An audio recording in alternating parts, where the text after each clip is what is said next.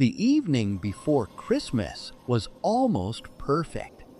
The night was cold, the sky was adorned with stars, and the warmth of our small home surrounded us as we finished decorating the Christmas tree. My sister and I pleaded with Mom to let us stay awake a little longer. We wanted to enjoy the magic of Christmas Day for just a few more minutes.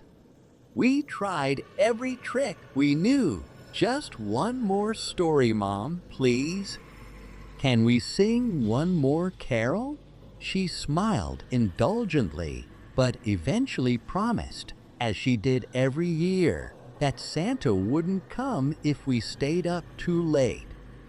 Reluctantly, we went upstairs, holding our breath in anticipation for the next day. Mom remained near the Christmas tree, her face glowing with joy as she watched her children's happiness. I can still remember that expression of contentment, but it didn't last long. I woke up to the sound of a scream that shattered the silence and shook the entire house. It was a scream of terror, and it took me a moment to realize it was Mom's voice. There's something about a genuine scream. It doesn't sound human. My sister and I stumbled into the hallway, still groggy and utterly clueless about what was happening. The house was dark, except for the dim lights of the Christmas tree in the living room. My little sister clung to my hand, her wide eyes brimming with fear. We froze in place, paralyzed by the silence that followed the scream. Then, faint footsteps broke the quiet, heavy and deliberate. These weren't the steps of someone we knew. In the dim light, as the figure came closer, their face became visible. It wasn't someone familiar, not a neighbor, not a relative. There was something deeply unsettling about them, something that made it clear they didn't belong here. They raised a finger to their lips, signaling us to be quiet, and the faint glow of a blade in their hand caught the light. The metallic glint of the knife sparkled in the Christmas lights. This was no accident. This person wasn't lost or scared. Their eyes locked onto us, calm and deliberate. I glanced at Mom, huddled in a corner by the tree, her face pale with terror. She screamed again, a sound that seemed to come from her soul. I wanted to run, but it felt like my feet were glued to the floor. I'd read about fight or flight responses, but I couldn't do either. Everything seemed frozen time, the air and us. We were trapped in a living nightmare. I heard a faint rustling sound, then saw Mom clutching her stomach, her hands stained red. No, it wasn't paint. It was blood. Too much blood. She tried to stand, but couldn't. Her face contorted in pain and fear, as if pleading silently for us to run and save ourselves. The man didn't stop. He took slow, calculated breaths, raising the knife again. The sound of his breathing filled the room, accompanied only by the faint hum of the Christmas lights. Without a word, he brought the knife down swiftly. For a moment, everything went still. The world seemed to hold its breath. My sister sobbed silently beside me, her small body trembling against mine. I couldn't look away from the scene unfolding before me. It was as if I were trapped in a terrible dream, a dream I couldn't wake up from no matter how hard I tried. But then something shifted. A loud crash shattered the tension as the front door burst open.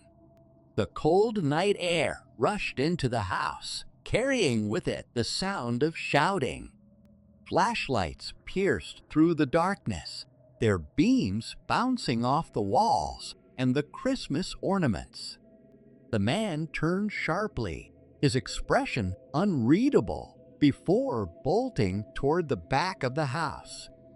A group of police officers stormed in, their commands filling the room. One of them rushed to Mom's side, while others chased after the intruder. My sister and I were quickly ushered to safety, our tiny forms huddled together under a warm blanket that someone had draped over us. The hours that followed were a blur of sirens, questions, and the sterile smell of a hospital.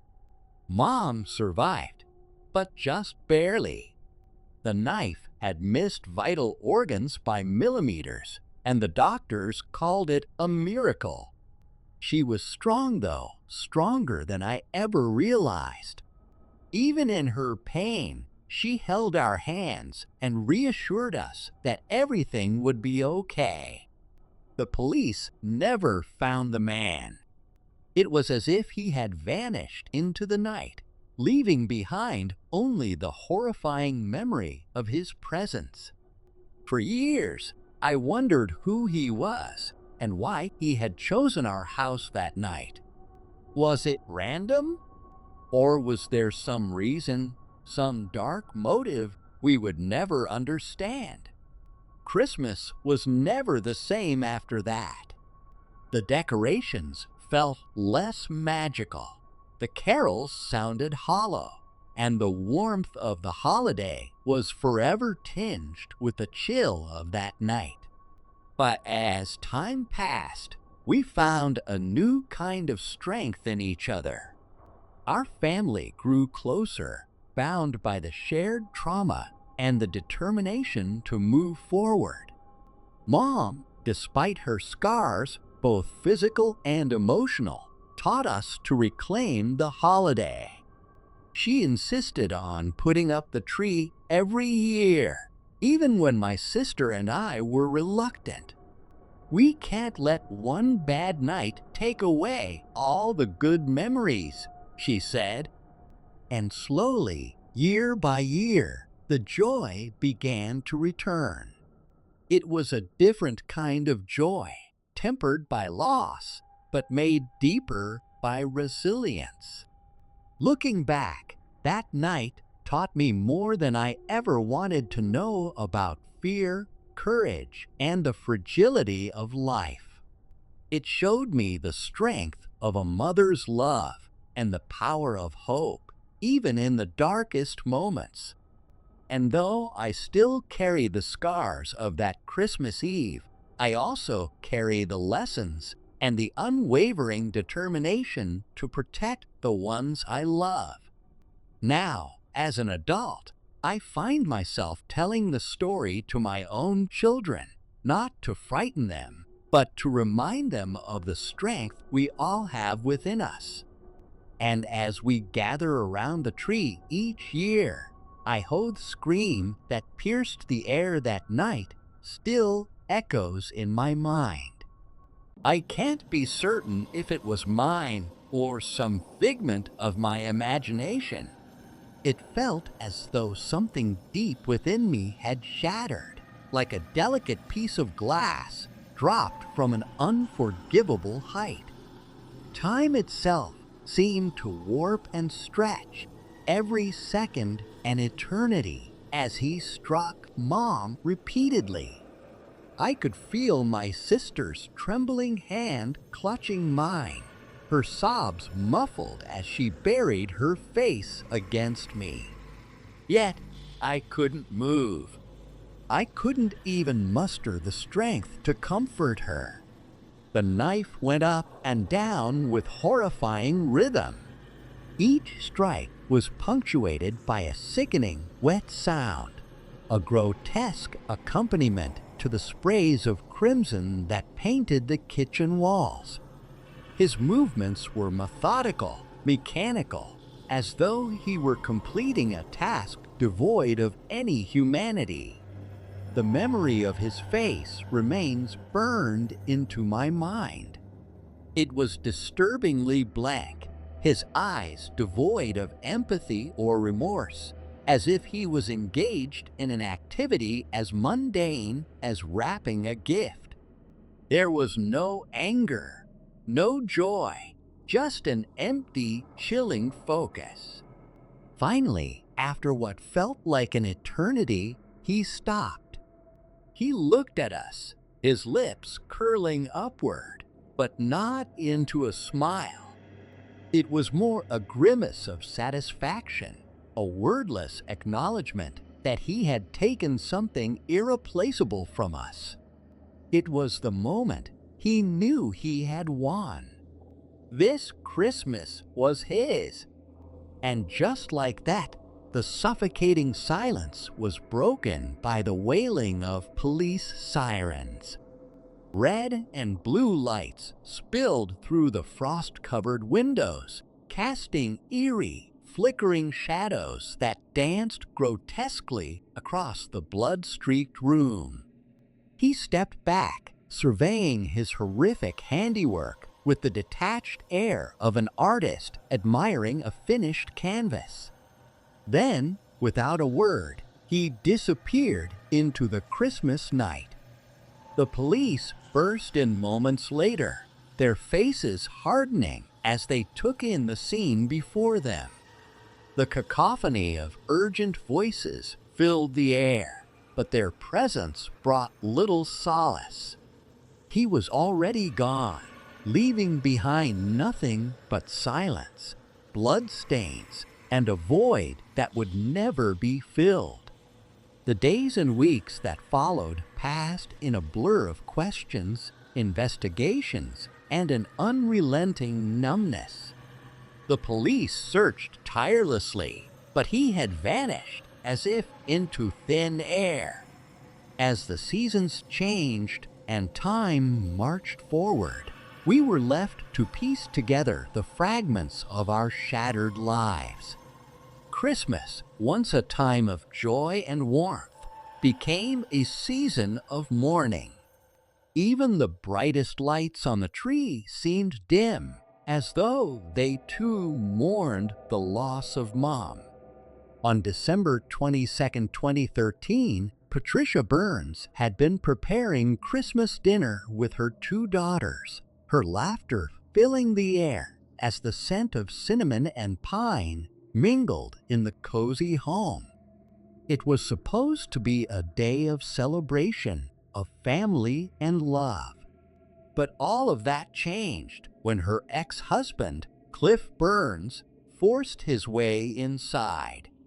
Wearing a mask that hid his true face, but not the malice in his actions, he turned a sanctuary of love into a scene of horror. In the kitchen, where she had lovingly prepared meals for her family, he ended her life in a brutal, senseless act. My sister and I had called 911 as soon as he entered, our voices trembling with fear as we whispered to the operator. But even as the police raced to our home, the nightmare unfolded before our eyes. He claimed later that he only wanted to see his daughters, to share in the joy of the holiday after a bitter and contentious divorce. But his actions betrayed him. He wasn't there to celebrate. He was there to destroy. The court saw through his lies, finding him guilty of second-degree murder and sentencing him to 23 years in prison. Yet even as justice was served, it could never bring Mom back. Every Christmas since has been haunted by the memory of that night. The holiday season, once filled with laughter and anticipation, has become a time of sorrow and reflection. Even as I try to move forward, building new traditions and creating new memories, the past lingers like a shadow, always just out of reach, but never truly gone. The bright lights, the cheerful music, the warm gatherings, they all seem muted, tinged with the knowledge of what was lost. For years, I grappled with guilt and anger. Guilt that I couldn't do more to stop him, that I couldn't protect Mom. Anger at him for what he did, for the void he left in our lives, and at the universe for allowing such senseless violence to exist. Therapy helped, but the scars remain, both seen and unseen. My sister and I became each other's anchors, leaning on one another when the weight of our grief became too much to bear. Together, we found strength in our shared pain and our shared love for the woman who gave us everything. Over time, I've come to understand that healing doesn't mean forgetting. It doesn't mean erasing the pain or pretending it never happened. Healing means carrying the memory of Mom with me, honoring her by living a life she would be proud of. It means finding joy in the small things, even when it feels impossible. It means recognizing that while the past shapes us, it doesn't have to define us. I still see her in the little things, the way the snow falls softly on a quiet evening, the smell of freshly baked cookies, the sound of a favorite carol playing on the radio. And in those moments, I feel her presence, a bittersweet reminder of what was and what will never be again. The pain is still there, but so is the love. And that love is what keeps me going, even on the darkest days. This year, as I set up the Christmas tree with my sister, I think of Mom. I think of her laughter, her warmth, her unwavering love.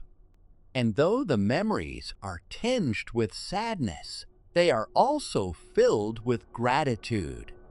Gratitude for the time we had, for the lessons she taught us, and for the strength she instilled in us. Christmas may never be the same, but it is still a time to remember, to honor, and to love.